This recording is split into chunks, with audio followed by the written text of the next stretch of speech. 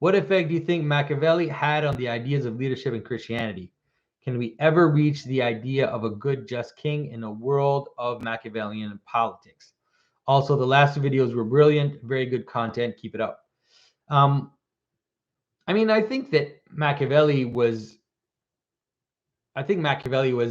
pointing out something which was already there. Right? It's not like Machiavelli made up Machiavellian politics. I think that he was making explicit something which was already there.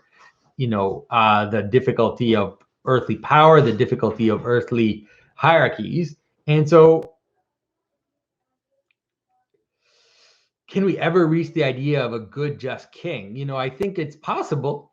I think it's difficult. And you see that in all of history. You see it in scripture. It's like, how many good kings were there in the Bible, really? And how many good leaders were there in the Bible?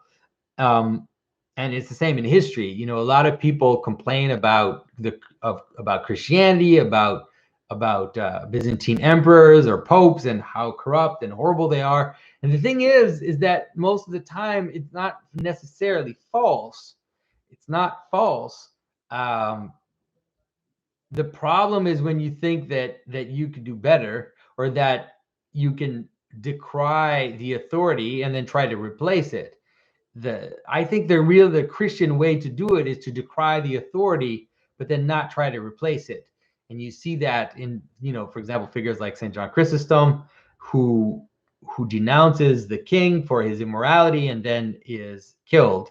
You see it at the same, with people like St. Maximus the Confessor, who see that the emperor is wrong in their position, and he denounces the emperor, but he doesn't try to take political power and remove the authority.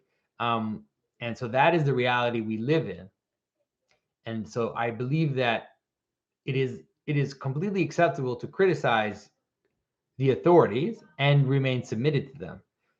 That, I think, is the Christian way.